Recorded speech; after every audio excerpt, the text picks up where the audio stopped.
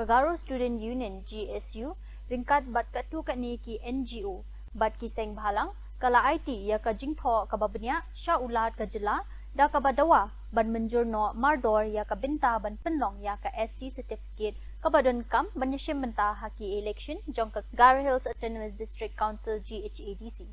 ka union kala kado baka jing ailat ya ki bom day ki riulum ban yashim benta haki election kalong kum ka jing bom yahab jong ka riti sanchar da ka baong baka ya pher bat ka jing thmu jong ka 6th schedule ka batmu banyada ya ka khindo ka shiap ka ktien bat ka jinglong ha ka imlang salang jong ki riulum try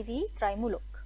ka GSU kalabu jing keliru ya ki jingja ki balaja ha ka history ki balazdang nadu usnam khat khandai san puar da ka baong baya ki du kontre kam ki balaslam om la ban pen shisha lada ki pen khen ya ki jingyada jong ka riti sancha. Now another point is amending Rule 128. Actually, Rule 128 A. So we asked the governor that certain words should be inserted, just like indigenous scheduled tribe of Garvis must be inserted in that particular rule. And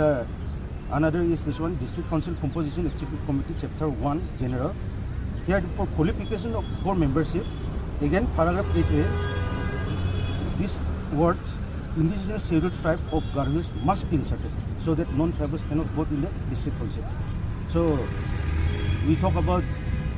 amending the Para 12A also. This discussion has been going on because we have a series of meetings with the KSU also, FKGJP here in Shillong also. So we have been asking for the amendment of the Para 12A because this Para 12A, the government of Meghalaya incessantly interferes in the district council rules through this Para 12A. So we talked with the governor whether there is a possibility to amend the Para 12A. So the governor has been his response has been quite positive, and the